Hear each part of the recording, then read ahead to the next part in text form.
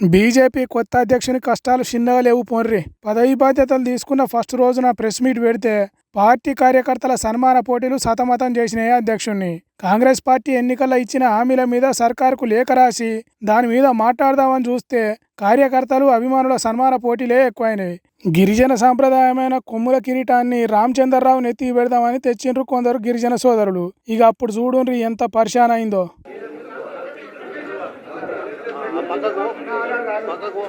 పెట్టరా, అది పట్టుకో, అది పట్టుకో, అంతే, పట్టుకో పట్టుకో,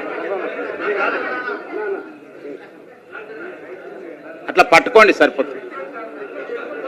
అరే రే రే రే పాపం కొత్త అధ్యక్షుని కొద్దిసేపు పరిశాన్ చేసిండ్రు కదా. కొమ్ముల కిరీటాన్ని నెత్తి పెట్టకుండా పట్టుకొని ఫోటోకు పోజ్ ఇయ్యమని మైకులో చెప్పిండ్రు. రామచంద్రారావు ఆ కిరీటాన్ని ఎట్లా పెట్టుకోవాలి దీన్ని అన్నట్టు చూసిండు. తర్వాత తలకు పెట్టుకోకుంటే ఎట్లా అనుకున్నారో ఏమో ఎట్లనో తీరుగా సెట్ చేసి పెట్టిండ్రు. ఇక దానికి బంజారా బిడ్డల సాంప్రదాయం ప్రకారం ఉండే గవ్వల దండలున్నాయి. అవి ముఖానికి కళ్ళకు అడ్డం వస్తున్నాయి. లెక్కకైతే ఆ గవ్వల దండలు అట్లనే ఏలాడుతూ ఉండాలి. కానీ ఫోటోలో ముఖం కనపడాలి కాబట్టి వాటిని పక్కకు ఎడబాపి మీడియోళ్ళు ఫోటో కొట్టుకునే ఛాన్స్ ఇచ్చిండు.